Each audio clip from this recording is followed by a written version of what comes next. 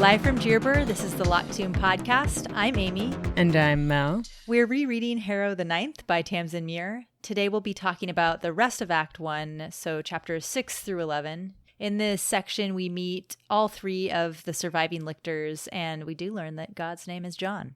Harrow and Ianthe take a trip through the river. We also follow Harrow and Ortus through the beginning of their time in this Canaan House river bubble. These are some packed chapters, but Amy, before we get into it, I have a question for you. All right. What did Gideon the First name his dog? What? The Saint of Duty. Oh my gosh. You guys, Mel did not have a joke when we hopped on, and they were like, I'm going to think of a joke really quick. Hold on. They came up with that in 30 seconds max. You know, when all else fails, you make a poop joke, and it gets you every time. Wow, that's truly incredible. I am awed. Wow. Well, I don't even know how to follow that, but I guess let's start with chapter 6. Let's get into chapters. Chapter 6 is a huge chapter. Yeah, it really is. It's chonky. A lot happens. We meet Mercy Morn. We learn how bitchy and amazing she is. We get kind of a first glimpse into her dynamic with God. This is where they leave the Erebus and enter into the river. And before that, we get like a River 101 lesson. Which is so important. So helpful. Yes. So this is, as you can probably assume, this is a second person chapter. We have an 8th house skull decal at the top of the chapter, I think referring to Mercy Morn. So this chapter starts with Harrow waking up, as do many of the chapters in this book. She wakes up, but this time she is paralyzed and is being pushed down a corridor on the Erebus in a wheelchair. Mm-hmm. And she's very confused, and she's overhearing a conversation by the person who's pushing her and this cohort lieutenant who is walking next to her. And through their conversation learns that the person pushing her is a lictor. Can we just really... Okay, Mercy Morn. Yeah. I love Mercy Morn. Mercy Morn is such an excellent character. And also, I know I do this all the time, but again, kudos to Moira Quirk for Mercy Morn's voice. Yes. Holy shit, it's good. It's so good. And the joke here, if you're reading the book, is that sometimes when Mercy Morn speaks, there's an extra exclamation point. So 2 exclamation points. Because she's so frantic. She's just kind of, I feel like her vibe is just, she's done. She can't handle it anymore. She is always extra and always right. And everyone else is an idiot. Yes. And that's kind of how she moves through her universe. And it's great. I gotta say, though, if I were alive for 10,000 years, I feel like I'd be a lot closer to Mercy Morn than to Augustine or anyone else. Well, Augustine's kind of just like a shitty dude. Mm-hmm. Whereas at least Mercy Morn is like witty. Well, I don't know. They're both kind of the worst. Yeah, they are the worst. But they're also so... Mercy Morn is my favorite, but all of the lictors are such caricatures and they're just so well written. In this particular bit, when we're getting to hear Mercy Morn for the first time, she's really upset with this cohort officer because the cohort officer is trying to keep her from taking Harrow. And she gets really frustrated with him and then just knocks him out with this little syringe shot of chemicals, or I forget what, into his spine. And this is kind of our first hint that she's this really incredible anatomist and necromancer, of course. Also, we learn that Harrow assumes at first that someone has pinched off the nerve in her spine to paralyze her. But actually what happened is that Mercy Morn tied it in a knot, like a little bow of a nerve in her spine. It's just wild. I feel like what Harrow is to bones, Mercy Morn is to the whole body. Mercy Morn has 10,000 years on Harrow, basically. But Mercy Morn is an incredibly talented necromancer, the best at what she does. And she's also a bitch in the best way. Mm-hmm. We love her, but she uses her skills and talents to really just get people out of her way. Yeah, definitely. And you see that here. Yeah, you sure do. So Mercy Morn eventually gets Harrow on the elevator and turns her around and lifts the hood off of Harrow's face. Harrow's so mortified by this because she doesn't like to be seen without her face paint that she kind of, by instinct, undoes the knot in her spine with a little bone shard and is just left with this whole body sensation of pins and needles, which sounds awful. And in this interaction, the most important thing is that Mercy Morn asks Harrow how old she is, and the body, which is there with Harrow as she often is, suddenly tells Harrow to lie. And so Harrow says 15. And I don't really get this, to be perfectly honest. I mean, we can assume that the body doesn't want Mercy Morn to make the connection that Harrow was alive 20 years ago when the whole shenanigans with Wake happened. But she wasn't. Right, but I don't know what the difference between saying she's 17 or she's 15. You know what I mean? Right. And the other curious thing, and I'm getting ahead of myself here, but throughout the book, Mercy Morn continues to reference Harrow's age and continues to make her younger and younger and younger. And it's very funny, and I don't know functionally what purpose it serves. I think it's just funny. But it's just funny. So here, Harrow saying she's 15 is also funny because Mercy Morn already thinks she's like a little baby. Yeah. But in this bit, Mercy Morn does look relieved. And so I just feel that it does have something to do with what happened with Wake 20 years ago. Yeah, it definitely does. It definitely does. So we don't really have to look too deeply into it, I guess. I also, how old is a lictor? Harrow could say she's one age, but she's also Gideon, theoretically. And so how do you like say how old you are when you are two people? I guess that's true. I mean, I think it is something to do with the whole Wake, Gideon, baby Gideon, Mercy Morn, God, Augustine, BOE thing that happened 20 years ago. So after this interaction, Mercy Morn leads Harrow down to the docking bay, or a docking bay, and sits her next to Ianthe. She's so condescending and just treats both of them like children. But she leaves them, and Ianthe is watching this cohort necromancer craft a ward with her own blood. It's horror vibes. It's horror vibes, and it's apparently a very intricate and beautiful ward. This necromancer is extremely talented. At this point, they're really starting to build up how solid of work this necromancer is doing. Right. And that will go on to show us how intense the river is. Like, this is the best that anyone could have done, and the river still strips it away in a second. Right. Or, 46 seconds or something. I think it's a minute and 3 seconds. Nice. There's a lot of hustle and bustle in this docking bay, and Ianthe catches Harrow up to speed by telling her that the Erebus will be joining the fleet. And Harrow's like, well, the Emperor's ship doesn't see action. And Ianthe tells her that there were a couple of orbital missiles that blew up 3 of their big cohort ships and killed 18,000 people. Yikes. Which is pretty wild. So that's why the Erebus is going to go relieve them.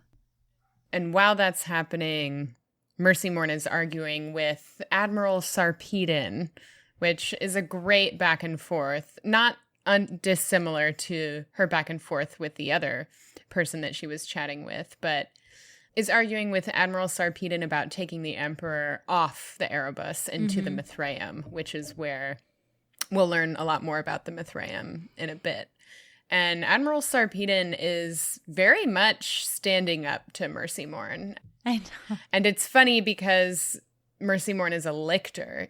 And she continues to reiterate this, like, I am a lictor. Who are you? Mm-hmm. And I think there's a back and forth with them where Admiral Sarpedon confirms that they met Mercy Morn 20 years prior. Mm-hmm. And I found this a little curious. You have a note here that Sarpedon in Greek mythology is the son of Zeus and a Trojan war hero.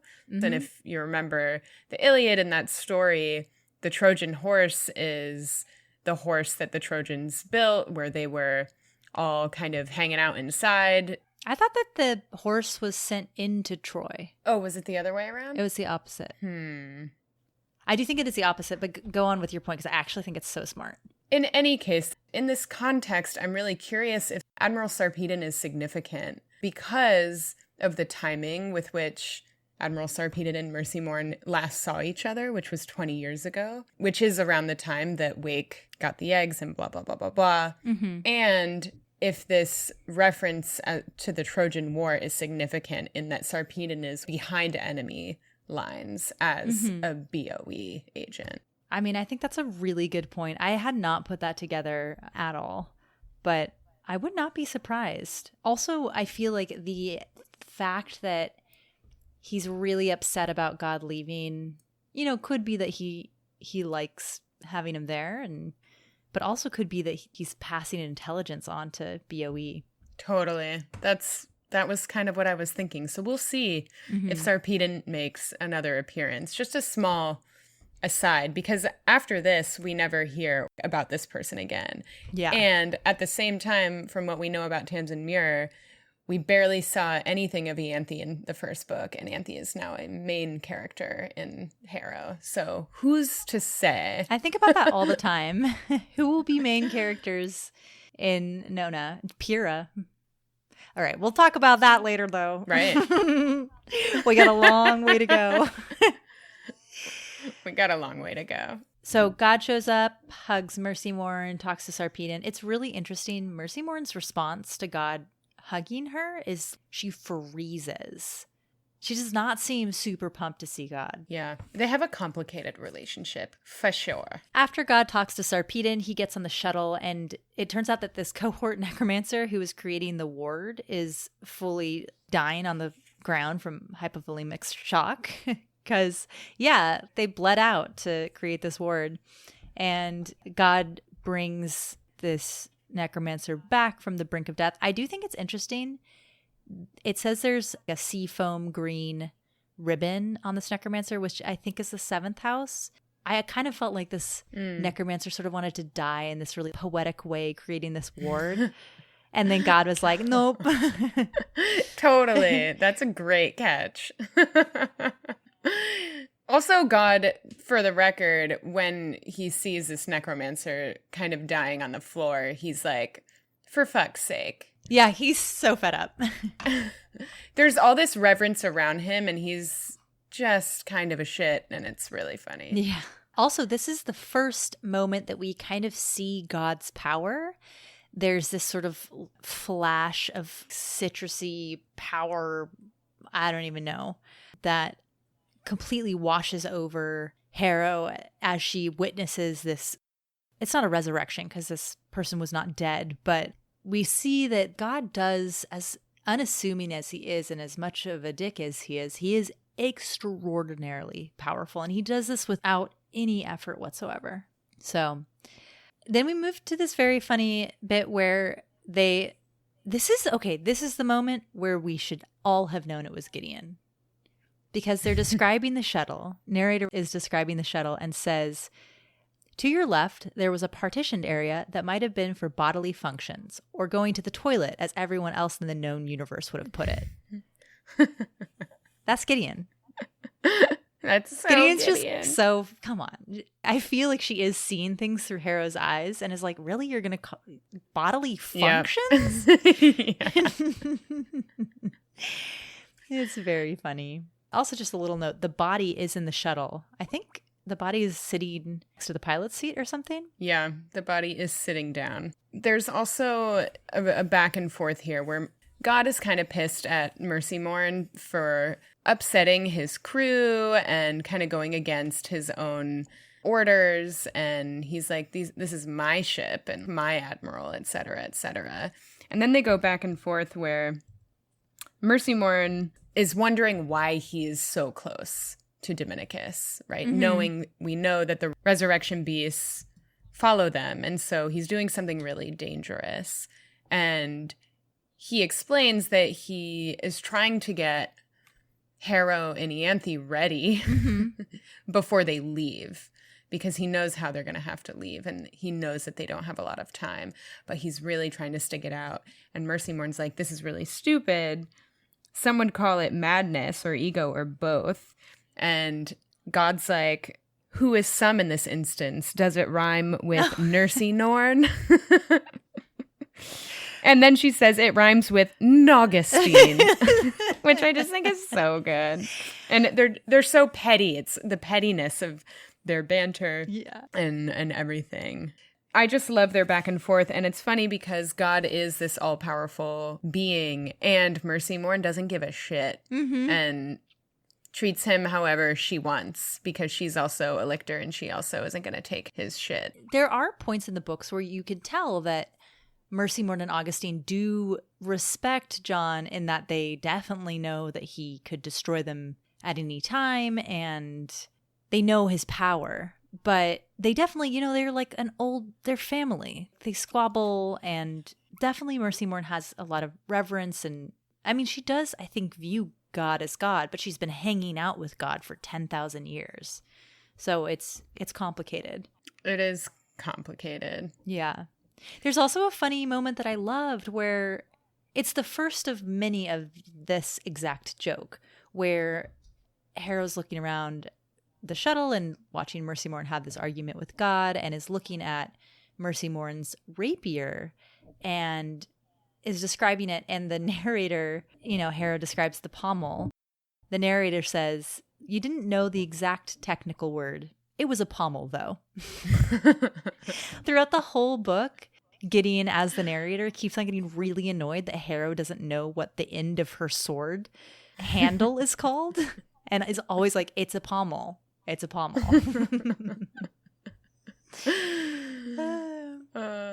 Also, this is, I think, the first, it's mentioned before, but the first time that we really hear about the Mithraeum, where they're going to be taking themselves and the body of Cytherea. And I looked up Mithraeum because, it was obviously some sort of something. And it turns out that Mithraism was a pagan religion practiced in the Roman Empire.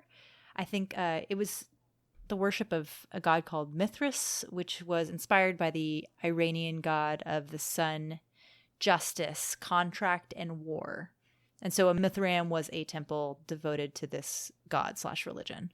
So, makes sense. Just like all the ships appropriately named. Yes. Thank you, Tamsyn, for that. Yeah, not a lot of mystery there. It's just interesting. So God gives a little speech to the cohort folks, and then God, Ianthe, Mercy Morn, Harrow, and the body leave on the shuttle. And while they're in the shuttle, we get some River 101, along with some hilarious back and forth around what the appropriate metaphor is to describe the river. And I have to say, I can only imagine when Tamsyn Muir was writing about the river, trying to work out what the right metaphor would be to describe the river to the readers. And part of me wants to believe that the conversation being had here between God and Mercy Morn around metaphor totally existed in real life between Tamsyn and whoever she was workshopping this with. And I have to say, I think the magma is a really good metaphor. Yes. I feel like I totally understood, for the most part, how the river worked when it was described. And it is hard to describe something as weird as the river. Yeah. I liked the man eating magma fish. Yeah, that was so good. That was so good. And so basically, the river is where spirits or souls pass through once their bodies die. Right. And the way it's supposed to work, I think, is that you pass through the river and you get to the other side. and we don't know what that is.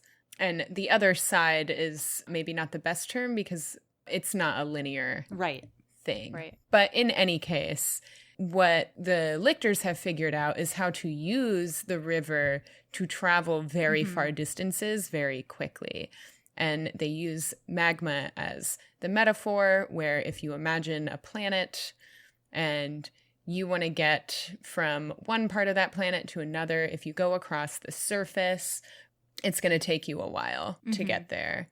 But if you hop down into the planet in the magma, where the magma is also rotating, and the magma is has a smaller circumference than the planet, you actually hop down in.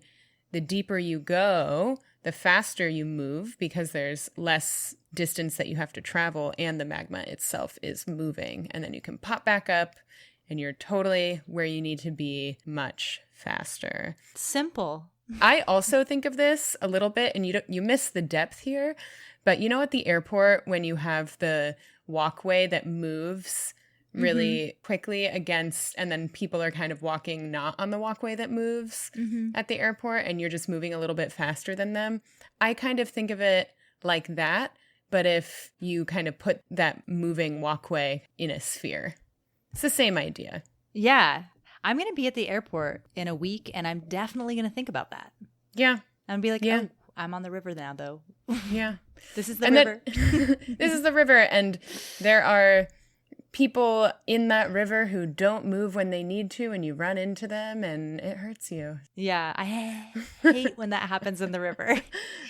But in any case, the magma fish are meant to represent all of the spirits or things in the river that are going to haunt you when you go in. And I have a lot of questions about that, but when we get to chapter 7, we can get through it. There's also a lot of name dropping here through this description of the river. Yeah, we got Cassiopeia, Pyrrha. We don't know who these people are yet, but... Yeah, we have no idea. We also get a meme. We get a meme. What's the meme? They're explaining to Harrow and Ianthe that they'll need to couple their bodies and souls with like conscious thought to pull both of their body and their soul out of the river at the same time. Otherwise, their body will leave the river, but their soul will stay. And Mercy Morn is explaining that if their body leaves the river without their soul, that they would kill them immediately. And the meme here is Mercy Morn's explaining this, and she says, "You are like a little baby. Listen to this." And this is a meme that I can't even really describe. Just look it up. It's called the Layers of Irony meme. Enjoy. Oh, man. Right. And again, just to kind of wrap that up a little bit, Mercy Morn says something could take up residence in your body. We've heard this before. We heard this in Gideon, and we saw it with, funny enough, the 8th house. Right. In Gideon the Ninth, where Column's body was taken over by some sort of evil spirit. Right. And that was no fun for any of us. No. So we don't want that again. No, we hated that. And so we now transition. We are away from the Aerobus. We are in our shuttle. We are in the river. Mm-hmm. And not a whole lot happens in this chapter other than we get a sense for how challenging it really is to be in the river as a lictor. I feel like so much happens. Really? Well, I feel like there are a lot of little tidbits. Little things. There are a lot of little things. Mm-hmm. No, but plot. Yeah, plot wise, right? Action wise, there's not much that happens. They're in the river. Harrow uses a theorem. We see what haunts Harrow. We can only assume what haunts everyone else while they're there. Ianthe is portrayed as fallible, not as her built up, witty, I'm better than everyone else kind of self. Mm-hmm. She is humbled by the river in this chapter as well. Yes, definitely. I will say, weirdly, at the beginning of the 7th chapter, there is a 6th... You know I've gotten on this thing now. Yeah. There's a 6th house skull. I don't really know why. So I just want to say that. I think it's because Palamedes is in a river bubble. Oh, yeah, that could be it. That's probably that makes the most sense. So they drop into the river. It's very interesting. It seems like there's no actual moment that they are clearly in the river, Harrow doesn't notice anything, but then water starts filling the shuttle. Yeah, water starts filling the shuttle, and the reason why there's nothing else is because the ward that seventh house necromancer put on is holding. Mm-hmm. And there's something to note here where Mercy Morn wants to put 5 minutes on the clock. So enter the river, get out of the river in 5 minutes, and God says, no, we're going in for 6 minutes. Mm-hmm. And they have a little fight about it. But at the end of the day, God gets his way because he's God. Mm-hmm. And the idea here is that the longer they're in the river, the more opportunity there is to lose your body or lose your soul in the river.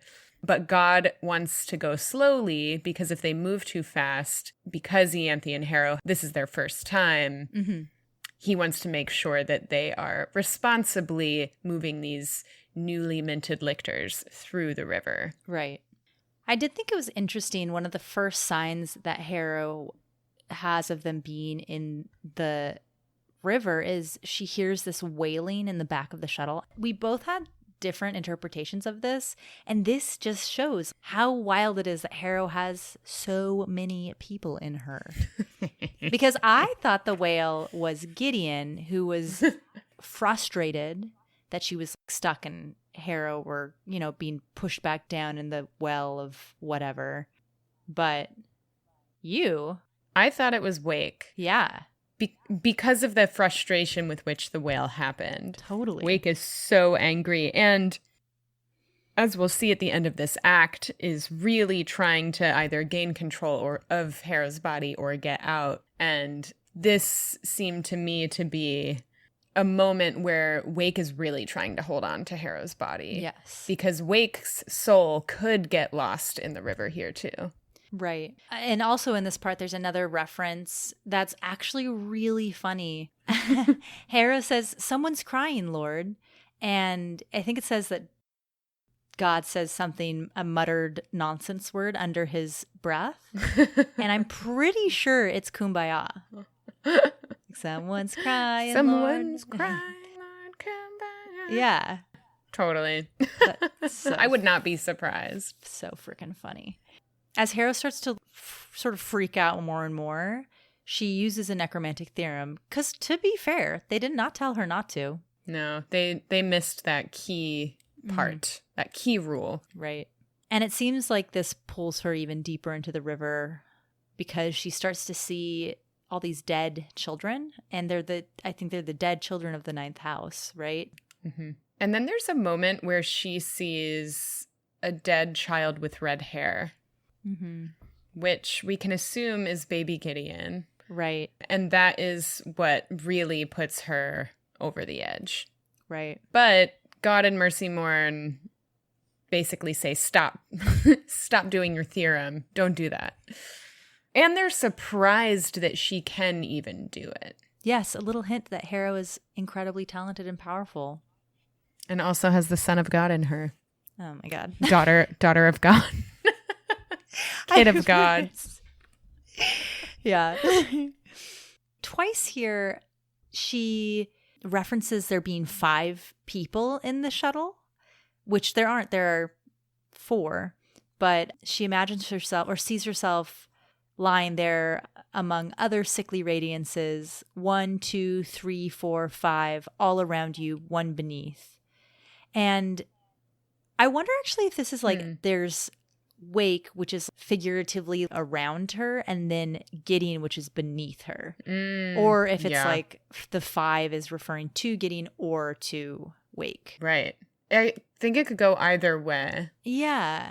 I think I thought it was Gideon because I feel like Tamsyn Muir was just trying to give us these little hints that Gideon was still around throughout the book. But it could easily have been either of them. Harrow is she's just chock full of ghosts. Of ladies. Of ladies. Oh chock full of ladies. Yeah, I actually didn't catch the all around you and one beneath. But that, for me, makes me think that this 5th point of light actually is Wake. And that Gideon is beneath, more locked into Harrow than Wake is. Yeah, send us your thoughts. Is the 5th thing, a person in here, Wake or Gideon? Let us know. Let us know. Also, on that note, when God has to grab Harrow to pull her out of the river because she's like too deep in. And Harrow sees 5 points of light as they exit the river. And it says, and you kept thinking, 5? So Harrow's noticing that there are 5 points of light and not 4, which I think is interesting. It is. And so we get to the point where God says to Mercy, I have to grab Harrow. And Mercy's pretty upset about this because she's worried that Harrow might pull God back into the river. And then God grabs Harrow and says, the throttle, Mercy, in Christabel's name, which is very serious for those of you who have read this fully, which I hope you have, because otherwise we have spoiled the whole thing for you. Yeah, what are you doing? Why are you here? Are you my coworkers listening to this episode at work? Because that's weird. Read the book first. Or my father, who's listening to this right now but hasn't read the books. It's okay. There's no shame. But basically, Christabel is very, very, very dear to Mercy Morn and killed herself to make Mercy Morn a lictor. And so anytime Christabel's name is said out loud, it really triggers a lot in Mercy Morn, and if God is using that, he knows that. And so this is a very serious moment. Yeah, and I think it's the first time that we hear the name Christabel. Affirmative. Someone that I'm very interested in. Amy is very interested in. Very, very, very interested. Extremely curious about that relationship. Might say Christabel curious over here. Yes, that's me. That's me. So that's chapter 7. It is intense. It's our first real experience with the river. We get a lot more of the river throughout the book. But I think this chapter does a really good job giving us that intro. It's not overly complicated. It shows how powerful it is. Just really well done. Yes. So then we move on to chapter 8, which we are back to the third person. There is a 4th house skull because we do get a little bit of the 4th in this chapter. We are presumably back in Harrow's river bubble. And we interestingly learn a little bit more about the timeline of the resurrection and the creation of the lictors. And we also learn this through Harrow, through Teacher. And we'll talk about that when we get to it. But we have some interesting kind of wonderings about how we know that information at this moment. And then we also learn about the sleeper, who we know is Wake, but at the time of your first read through, you have no idea who the sleeper is. I remember at this point, I was like, wait, what? What sleeper? What sleeper? It was just rough reading this. I actually came to believe that the sleeper was Gideon until the very end. Me and too. I think you're supposed to because of the red hair and it's a coping mechanism, I feel like. We're like, we gotta bring Gideon into this or else we'll die. Totally. And so the chapter opens with Harrow drinking tea, which she hates, and it's very cute and funny. And Harrow and Ortus are at Canaan House in the atrium.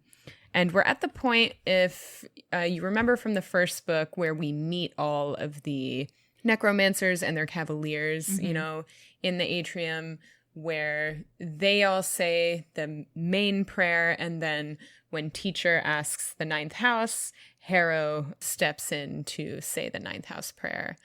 But in this version, we get Ortus stepping up and saying the prayer, and Harrow deciding not to join in because she kind of drew a blank. Yeah. And then felt that it was better to not say anything at all if you're not going to start the prayer at the same time as someone else, which I just found it's another kind of clue as to how Harrow's really off her game in her river bubble here. Yeah, she is confused and kind of like not quite 100% there. Yeah. It's, again, continues to be very jarring to read at this point. And again, if you can recall in the first book, we really only get one bit of information from teacher, and that is that you can only unlock a door with permission. Mm-hmm. And you get something totally different in this version. Just the complete opposite. A lot more information. Yeah. About the sleeper, and they get a key right off the bat. And he's basically like, yeah, you go into the facility and you study the work that they completed down there, but don't wake the sleeper. Here's your key. Be quiet. Be quiet. And we get some confirmation on the age of the house and confirmation that Canaan House dates back to before the resurrection. They built it upward to get away from the sea. So I'm presuming some climate change, escaping climate change situation here. Yeah. And then post-resurrection, it was meant to be a palace for God. Mm-hmm. And then 10 normal human beings of the resurrection, half of them being necromancers, kind of became disciples of God. And they were not lictors, and the only way that they could live forever was to be close to God, and he would essentially keep them alive and thriving. And so they then began a journey to figure out how to become immortal. And so they pursued lictorhood, and the rest is history. Yes. But notably started out with 10 disciples, which we know are Augustine and Alfred, Mercy Morn and Christabel, Gideon and Pyrrha, Cassiopeia and Nigella, and Cyrus and Valency. I was a little confused about this. I have nothing to say about this except that I just noticed that later when they're talking about when Cytherea came to the first house for the first time, they're talking about timeline and they're like, oh no, well, Anastasia was with us then and Valency too. So I was confused why Valency would have come later if Cyrus was one of the first 5. I thought that they would have come with their cavaliers. And then it says there were 10 people. We don't even need to get into it. That's just a thing I noticed. Yeah. And as we know, everything is so intentional here. So I imagine we will circle back to this moment at some point over the next 2 books and say, oh, that's what this was about. Right. But I actually have a question about this information, because I was under the impression that everyone was kind of in a river bubble play of Harrow's own construction, and then at points they would realize that this wasn't real and kind of snap out of it. But my curiosity is that if this is from Harrow's mind, does she know this information, or is this new information that she's also learning in this bubble from teacher? I think that she creates the world, but anyone who is brought into that world, including Abigail and teacher, who are like both the souls of the originals, would bring all of the knowledge that they had. So I think the teacher is both bringing his own knowledge that is real from when he was alive, and also is kind of having to work within the strictures of this play that Harrow set up. Right. I don't think that this is stuff that Harrow knows, but I do think it's partially he has to work within these guidelines, but that fits within the guidelines. So I think it is from his brain. His knowledge base. Yeah. That makes sense. It gets a little blurred in these different parts. Yeah. And so it's just a really interesting way of writing this. And so we learn about the sleeper. This is really funny because there's a moment in here where teacher talks about the sleeper and, don't wake the sleeper. The sleeper's in the laboratory beneath us. Don't be loud. And the young fourth house children say there's a monster in a research laboratory, which is like kind of funny in a dark way because they died from a monster in a research laboratory. Brutal callback. And then the other kind of funny little haha moment is that when teacher is describing the sleeper, he's saying that the second threat to their work is if the sleeper wakes. And we know we know that the sleeper is wake. So I just find that to be so hilarious. I did not notice that. Okay. But the other thing he goes on to say here, and this is where I wonder about how much Teacher knows who Wake is, which I don't know how he would know, but he does say, "It's never happened, though I know the sleeper yearns to escape its incognizant state and pick up where they left off, for if they wake, none of us will live." Which is true. So how does he know who Wake is? I feel like, kind of like we've seen Ortus and other characters in this play that are real souls, he is getting input from 3 sources. He's getting input from Harrow, he's getting input from his own memories, and then he's getting input from Wake, who's trying to take over Harrow's bubble. And I think in the same way that Harrow is creating these guidelines, Wake is also creating guidelines, and so he knows about both. Right. I think that's kind of what it is. I don't really know. Yeah, I'm willing to go with that. It's all very curious. Also, this is like the first time that we really hear Abigail speak. Because when they're describing how they're going to become lictors, Abigail says, "So the path to lictorhood is through independent research, and it's not even my birthday." She's such a nerd. Oh my God, this begins a long and beautiful love affair with Abigail Pent. Another one who Amy is curious for. I mean, I like these books for a reason, you know?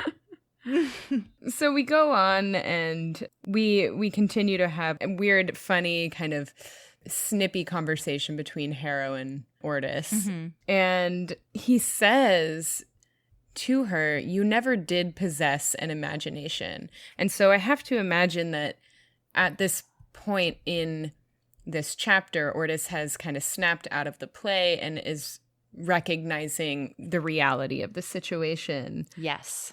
And just kind of shitting on Harrow for how unimaginative her other reality that she's building is. It's very literal. Yeah, I think he probably still doesn't understand why Gideon is not a thing here. And he's like, "You didn't think of Gideon? Gideon, the one who's super into swords? Yeah. Come on." The other thing is that he does say, "Forgive me, I'm afraid I do not yet know how to die." Oh, and yeah. It's got to be a pretty jarring situation to have thought you were dead, but then be brought back to this place, and then to not know what the fuck is going on. Yeah. I gotta say, although Ortus can be tedious and he's, he is not my favorite character, but I do kind of get it. And I do say that he does grow on me a little bit as we get farther into the book. The couple of times where he stands up to Harrow. Mostly I like him because he infuriates Harrow. Yeah, it's so good. And he gets more and more passive-aggressive throughout. One thing before we close out this chapter is there is a word that Tamsyn Muir uses at the end of this chapter that she totally didn't need to, but I feel like just used it because she was like, "This is a cool word." And that is somnambulist, which just means sleepwalker. Yes. Like she could have said sleepwalker, but instead she used this crazy word. And well, now I have it in my vocabulary if I ever remember, but just funny. She likes words a lot. Okay, also, at the very end of this chapter, we get another "Is this how it happens?" And that's a skeleton that turns around and asks, "That's all." That's all. So we move on to chapter 9. We are seeing a 7th house skull. Yes. And we are back in second person. And in this chapter, we are essentially at Cytherea's funeral on the Mithraeum for most of the time. We meet Augustine. We get a great window into Augustine and Mercy Morn's dynamic.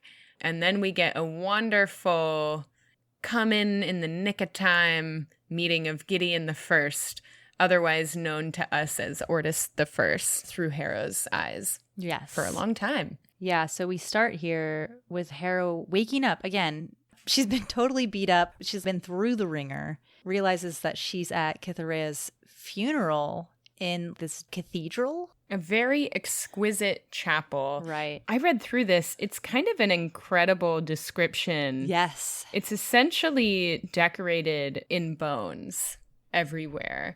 Right. And what we come to realize is that people of note are actually shipped here in some way to have their bones laid to rest on the Mithraeum. And so this chapel is just lined with so many bones of real people. It's pretty weird. If you actually saw if someone drew this out, it would be absolutely wild. So if you've drawn it out, please send it to us. We want to see. Mercy Morin, God, and this new lictor, which they haven't met yet, are all at the altar with the corpse. Yes. And I was wondering about this line our narrator says about Harrow. It was only the fourth funeral you had ever been to where you had been responsible for the corpse. What funerals? Because Harrow's parents didn't have a funeral. Everyone thought they were still alive. So what funerals is Gideon talking about here? Interesting. I didn't think about that. I wonder if if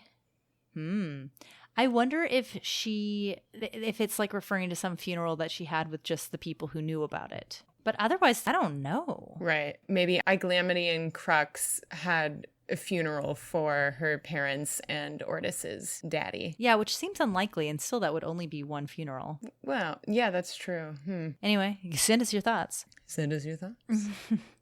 Also, there's this really great part here where Ianthe totally creeps on Harrow. She looks down her shirt. Yeah, I was like, weird. Oh my God, Ianthe.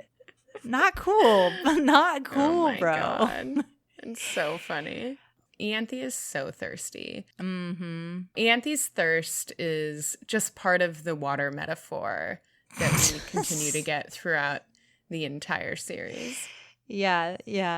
Just another saltwater creature. But we get a really fun insight into the lictors and their dynamics. This is where Augustine and Mercy Morin bicker with each other, and the three of them, Augustine, Mercy Morin, and God, kind of try and build their collective memory around the first time that they met Cytherea, and as they're kind of trying to remember this, what we were talking about before, where God and Augustine and Mercy Morin say that they were all there to meet her, all 16 of us, which we assume includes Alecto. Also, because it definitely includes Anastasia and her cavalier, and that means that the tomb was not created yet. And so Alecto is still around at the moment that they meet Cytherea, so before Cytherea becomes a lictor. Yeah, I think that we had some question about that when we were reading Gideon, so it's answered here. Mm-hmm. At one point, everyone was all together. Yes. And it's funny because the way they describe Cytherea just affirms that the person that we met in the first book really was Cytherea playing herself. She didn't try to become Dulcinea at all. And this little, Lord, I can't kiss you back, my lipstick's perfect and I refuse to smear it, is just so Cytherea, and was so Cytherea's kind of character. Yes. In Gideon. That's a good point. And it's cute to just kind of remember her, because she was a fun character in the first book, now dead, which I suppose is good because it means Harrow lives. But I was mourning Cytherea a little bit. Yeah, I mean, I thought she was, I get it. Yeah, dude. I do feel like there was this moment where, and you have to tell me what you think, the Emperor asks the lictors when they'd last seen her, and it says that he asked it somewhat abruptly, and it makes me feel like maybe he's a little suspicious of them. I totally agree. I mean, he is God. Yeah, but they recover and they just say, I saw her 10, 20 years ago, whatever. I think there are a couple of times where I'm like, how much does God know? How much does John know? I think someone asked us a question and referred to him as Jod. Yeah. That's very good. Also, Mel, I think Mercy says Cytherea was good at seeming, and Augustine says, I'm sure. And I feel like this could be two things. It could either be that Mercy Morn is also good at seeming, which I don't That's think she is. That's what I think it means. That's what I think She's it so means. bad at seeming. No, she's good at it. I think she's good at it. She can't hide her emotions. Yeah, that's true. But I think it's because they were hooking up. But what? How? Why are you making that connection? Because I just want it to be true. And also because I feel like it's a dig, Augustine being like, oh, I'm sure she was good at seeming like she was really into you. Oh, wow. I think that's a stretch, but yeah, maybe it is. I'm Now down. that I'm saying out loud. Okay. I hope that they are hooking up. Did hook up, of course. Well, I mean, they probably did because God definitely says that he saw like everyone hooked up. Yeah, that's true. At one point or another. But I feel like, and also just kind of Mercy Morn's behavior through this whole thing. You know what? I'm gonna stick to it. I think that they were totally, every 20 years or so they would bang. Yeah. And I'm sorry about it. Well, we know at least 20 years ago they did. Well, Augustine and Mercy did. Yeah. I have a couple questions here. It seems that as they're recalling Cytherea, I think Mercy Morn says, I never mourned for Loveday, Heptane. Loveday is Cytherea's cavalier. She did one good thing with her life and she knew it. What do they have against Loveday? It seems like none of them really liked Loveday, and I don't know if we find out why. I feel like Loveday might have been more of her nurse and was very protective of Cytherea. And I'm wondering if it's just, she wasn't like really trying to be part of the gang. She was just there for Kid and that's it.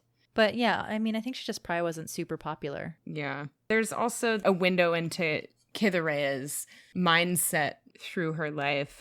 Mercy Morn explains that she never saw Cytherea cry more than one time, and the only time that she did see her cry was the day after she became a lictor, so ostensibly after Loveday was murdered.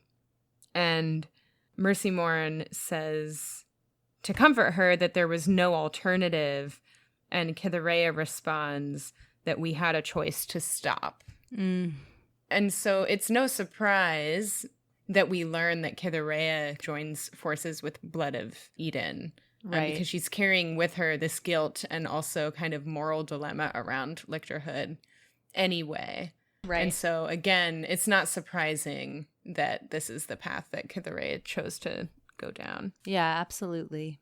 At this point, after they've eulogized Cytherea and Loveday, Mercy Morn says the infants are awake, and God sees that Ianthe and Harrow are awake and leads them to the altar, and at this point they meet Augustine. Augustine is just such a little... I feel like he's just very politician vibes. I live in DC, so I feel like I know a lot of Augustines. I read Augustine as sort of this really cocky, kind of whatever character who's like, I'm Augustine and I'm funny and witty and cool and smart and you're nothing, which is sort of also kind of Mercy Morn's vibe. Augustine's just like not as exclamatory as Mercy Morn, but I read them as very similar characters. Interesting. I think there's one point where someone says he's all plex and no substance or something. It's hard to tell if there's anything in there. He's just acting out. Yeah, this very sort of confident, I've got it all under control vibes, but he's almost like a weird doll, like walking around, just going through the motions. Yeah. I mean, he's clearly dead inside. He is fully dead inside. Like all of them. Once Harrow and Ianthe are at the altar, the lictors start talking about someone who isn't there. And lucky for us, that person bursts through the door. Incredible timing. And it turns out it's this weird, muscly, tendon dude who says that number 7 is in the river. I don't know if it says that it's a resurrection beast, but we know it's a resurrection beast. And he asks God if they should run or fight. And God does end up saying fight. But I feel like the most important part of this here is that when they kind of decide that they're going to fight, God dismisses them all and says, thank you for making it home, Ortus the First. And Harrow has an aneurysm, basically, like passes out. Blood starts coming out of her ears. Ianthe's looking at her like, uh-oh. And she passes out. And why is that, though? Why is that? Why is that? I mean, when I read this the first time, I feel like there was blood coming out of my ears. I was so confused. Truly. Yeah. But for all you fans out there, and for my mom and like those two friends who are listening, it's actually Gideon the First, but she's just replaced the name Gideon with Ortus, in her brain. I had a quick question before we close out this chapter, and that is, why does God decide to stay and fight? Well, I think he says we brought in new lictors for a reason, and it was to try and fight these things. I think, after 10,000 years, you got to be tired of it. Yeah. I think he says 10 months, 10 years doesn't really matter in the long run. We're going to have to face it at some point. Yeah. I kind of have this suspicion that he wants Mercy Morn and Augustine to die. I have thought this too. Because they don't have to fight, right? And God isn't going to die. The heralds don't impact him. And so I just get this feeling like he's trying to clean house. I totally agree. I think that there's a little part of him, or a big part of him, that kind of knows that they've been going behind his back. And his reason for getting new lictors is more that he wants to just start fresh. And yeah, I totally buy that. And like, this would be a great way to get rid of them. Yeah, totally. Even though he could just kill them himself. As we see much later, he's very capable of doing that, but he's a coward, as we know. Yeah, and he's conniving. Who knows what he really is trying to get out of this. So again, we close that chapter with Harrow bleeding out the ears. We tend to close chapters in that way. She passes out. Again, a very common occurrence here. And in the 10th chapter, we are back in third person at Canaan House. There is a fifth house skull because we see some good shit from Abigail and Magnus in this chapter. There is a lot of fighting about poetry. Again, we see Abigail and Magnus. They are chatting with Harrow. We'll get into what about. And we hear a little bit more from Wake. Yeah, another Wake note. The chapter opens with Harrow interrupting Ortus as he tries to quote the Noniad to Magnus and Abigail. Mel, this is where we can infer that the fifth house is Jupiter. Because of the poem, Magnus is like, oh, that's not what poetry is like in the fifth house. And then he says this poem, and it's like, my spot a crimson feet, I come from climes of sulfur. That's Jupiter. I did not catch that. So the poem, basically, Magnus is like, wow, ninth house poetry is great. Fifth house poetry is stupid. It's more like, I come from climes of sulfur gas. I shine in plasma sheet. Ahem, surpass. My spot a crimson feet. But you're right. Yeah, that's totally Jupiter. That's Jupiter. So we got the fifth house down. The fifth house, and it makes sense. Jupiter's big and sexy and, Yeah. It also is interesting because it says even Harrow has heard of Abigail Pent, which I don't think she hinted at all in Gideon. No, not at all. So even Harrow can be intimidated. We also don't know if Harrow had heard of Abigail Pent in the first book. Yeah, that's true. In this version, she's heard of Abigail Pent. This is true. Who knows? Anyway, Abigail, who is, I would say that I feel like, oh, this is hard, but I feel like Abigail is the biggest and most wonderful surprise of these books so far for me, character-wise. Are you also curious about Abigail? Mel, let's just go ahead and say, for brevity's sake, that I'm curious about 99% of these characters. I mean, same. Yeah. Anyway, Abigail asks Harrow if she's interested in lictoral materials. And, okay, this is the question. Going back to what we were talking about before, the stuff that Abigail has collected, it's one of two things. It's either fake, or it's stuff that Abigail did find when she was in Canaan House for real, and is kind of recollecting that now. Right. Because I feel like the notes about like cooking the pickles and shit, I don't know how that would have come out of anyone's brain. Right. No, I think there are things that Abigail and Magnus had completed a trial that we never got to see. So they were definitely like out and about doing their thing. We just didn't really know about it or hear about it. I find this hilarious, as most lictoral notes that we find are.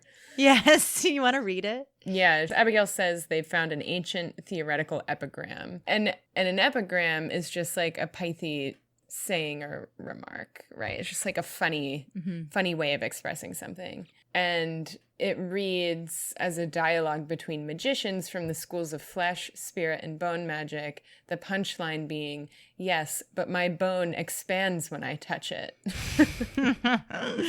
Proving that joke is as old as the 9 houses. Yes. So another play on we build up history to be this really important big deal. And then people were just as vulgar and silly many years ago as they are now. Right. Also, the note that Abigail shows Harrow is a recipe. Yes, a really funny recipe. What is this for? Does anyone know what this recipe is, or is this completely made up? I feel like I'm not sure. I feel like Tamsyn Muir just was like, what's one of my favorite easy lunch recipes? And I was like, let's just take a little bit out of just some random bit of that recipe. Yeah.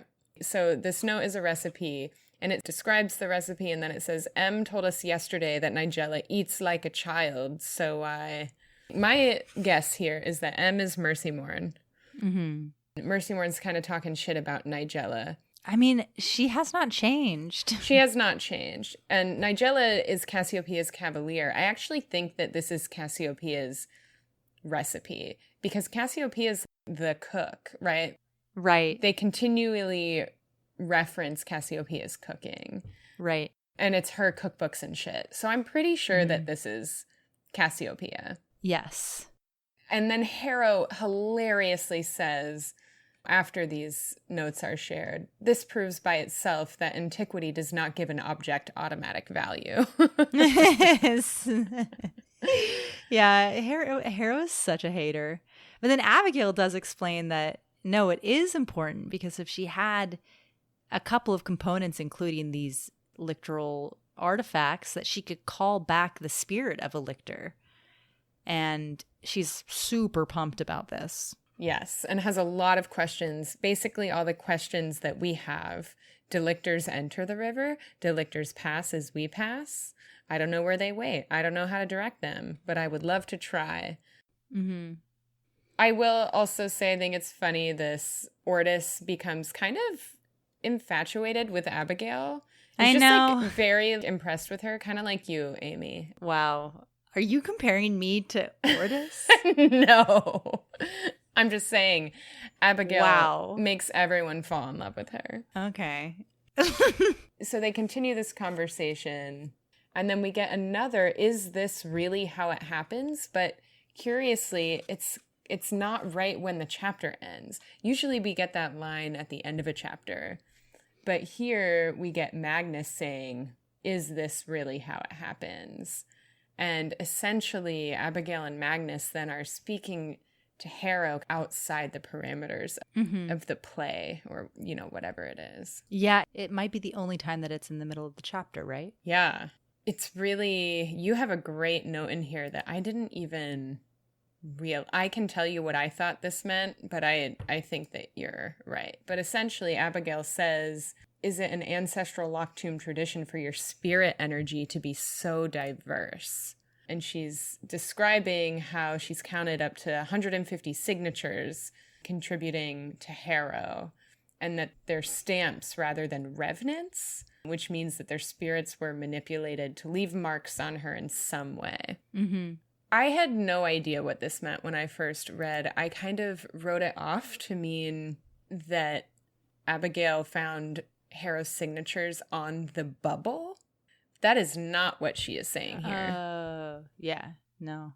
I think that she's picking up all the marks left from all the dead children of the ninth house, because they were used to like manipulate Harrow's mom's womb to have Harrow.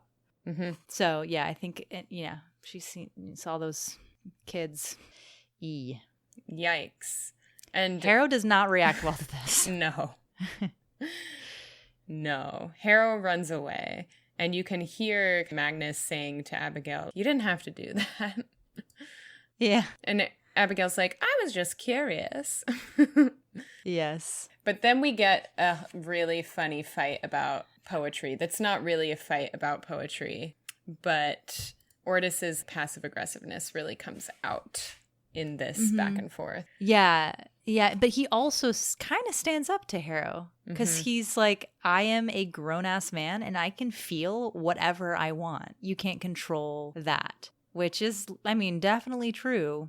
But he's also arguing about poetry. Right. Well, he's like, I'll do what you say, but I'm going to feel what I feel, which respect. But then Harrow, because when she is hurt, she hurts, hits Ortus where she knows it will hurt him the most, which is in his poetry.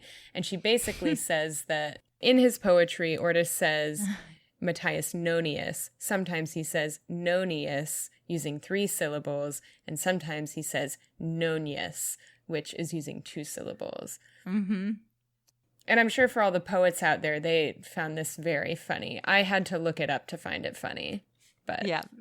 After all that work, I did find it funny. Nice. There's also a really, like at the very end. Okay, well, first of all, Harrow opens the note that Abigail had given her, which, by the way, Abigail gave her this note and was like, tell me what you think about this, when they were still with the 5th house. And it was funny because it was like, if Harrow had this note, then she would have buried it and died with it and to never let anyone see it. But Abigail gave it to her and she opens it. And do you have it in front of you? I do. It says, "The eggs you gave me all died, and you lied to me. So I did the implantation myself, you self-serving zombie. And you still sent him after me, and I would have had him if I hadn't been compromised. And he took pity on me. He took pity on me. He saw me, and he took pity on me. And for that, I'll make you both suffer until you no longer understand the meaning of that goddamn word." Jesus Christ. I just had this pang of sympathy for my past self when I was reading this. And I can't even imagine what past me was feeling when I read that absolute out of nowhere insanity. Just gibberish. I mean, and it's written to kind of look like gibberish. There are 2 exclamation parts, but it's basically a big run-on sentence. And it's a continuation of the previous note that we saw, which just said, "The eggs you gave me all died." It is gibberish. It's out of nowhere. And now we know self-serving zombie is either Augustine or Mercy Morn. Zombie is actually a derogatory term for necromancer in this universe. And when Wake here says, "You still sent him after me," him is referring to Gideon the First. And she says she would have killed him if she hadn't been compromised. And we understand compromised to mean pregnant. Yeah, that's one way to be compromised, for sure. Really great note to go back and read after having read this at least once through. And then it's incredible because Harrow passes it on to Ortus to check. She makes the sign that's, "What am I seeing right now?" And he takes the note and reads it. And what does it say? "If you come to my room, I shall make you the potato dish that you liked." Yes. "If you come to my room, I will make you the potato dish that you liked." That's the note. And then Ortus asks, "How must we understand potato?" And Harrow says, "As your closest vegetable relative." Yeah.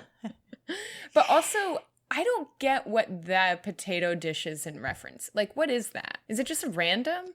Well, I think it's just another literal note. It's probably, again, from Cassiopeia. It seems like they wrote little notes to each other. I guess in this universe, tablets had been destroyed and not resurrected yet. Yeah. Because they're writing paper notes. Oh my God, you're right. Potato dish. Ugh. So good. I know. I guess finally, there's really only one more thing that happens of note in this chapter, and that is that there's a really good line here where Harrow is really upset because Ortus says that he's, afraid to fight or whatever, and Harrow's like, you should be ashamed of yourself, and she says, I need a cavalier with backbone. And Ortus replies, you always did, and I'm glad I think that I never became that cavalier. And I think this is another moment where he knows. Because later, Harrow's lying in bed and it is like, wait, what? What did that mean? This gave us a glimmer of hope. Just before the end of Act 1, we get, as a first-time reader, a glimmer of hope that maybe the first book mattered. And we needed it after that wild Wake note. Yeah, lots going on here. And so there's really just one more chapter before Act 2. Which is like a paragraph. We get a 7th house skull. And yeah, it's 3 very teeny tiny paragraphs. It's like 6 sentences. Yeah, and basically all it is that Harrow wakes up her first night in the Mithraeum, standing over Cytherea's corpse with her longsword through Cytherea's heart. And I assume that the point of us getting to see this is that this is the moment where Wake is able to leave the sword and enter Cytherea's body. And is also, I think, why Harrow gave herself the rule to not stab anyone with the sword. Because she thought that this exact thing could happen. I think that she must have had some idea. I have a lot of questions about this moment. It's funny, I did not remember this chapter until this read through. This is now my 4th time reading through. Here's my question. I'm going to jump ahead a little bit. You know how Gideon, the first, throughout this book, sometimes forgets things? It's because Pyrrha is in control of his body sometimes, and he is not. So in this instance, I'm wondering if when Harrow stabs Cytherea, the reason why she doesn't even remember doing this is because Wake actually does take control of Harrow's body for a brief period of time to stab Cytherea with the sword and kind of jump into Cytherea's body. Absolutely. I think that's totally true. So then there are a couple holes that I feel aren't filled for me. One is, what about the sleeper that seems to continue to exist in Harrow? And 2, is it that Wake jumps back and forth between Cytherea and Harrow and the sword, or is she in all 3? How does that work? I do wonder, are we still sure that Wake is in the sword when she enters Cytherea? In this moment? Okay, let's put a pin on this, and as we read this book, let's keep an eye out and see if there are moments where it is implied that Wake is still definitely in the sword. Because I think that she might leave the sword. But if Wake is in the sword, how is she also in Harrow? I think that there are 2 different dynamics here. I think that there's literally the revenant, like the soul inhabits an object or a body, and then also there's haunting. And I think haunting is a different thing, where it's like not that they're attached, but that they are, I don't even know the right word, but Wake is in the sword, but she's able to influence Harrow. But I don't think she's in Harrow the same way that Gideon is. Right. I think she's actually in the sword. And I think that when she stabs Cytherea, her corporeal foothold in the real world is now in Cytherea. But she's still haunting Harrow, which is like a different thing. But it's never explained how. Right, the actual mechanics of it, we don't fully. Yeah. I think there is a moment where Abigail explains something, but we'll get there. In any case, this is now my 4th time through. We've still got questions. Yes. If you're on your 2nd read through listening to us, have no fear. The questions never stop. Never. I mean, I still have so many questions, and as we know, I've been reading this book for a long time. That wraps Act 1. And so for our next episode, we'll be doing 6 more chapters. And our intention is to be able to give you at least 6 chapters each episode moving forward so that we can read Nona the Ninth alongside y'all. Yeah, definitely. I mean, wish us luck. So, yeah, let's go ahead and wrap it up. Thank you guys so much for listening, as always. If you liked listening, please rate and review us wherever you get your podcasts. And if you have any questions or comments or want to point something out that we've missed, as always, send us a question on our website, lockedtombpod.com, or on Twitter at lockedtombpod. We will try and answer all of those questions in a separate episode as soon as possible. We release episodes on Tuesdays as often as we can. Thanks as always to Olivia K for our theme music. I'm Amy. I'm Mel. And we'll see you next time here at the Locked Tomb Podcast.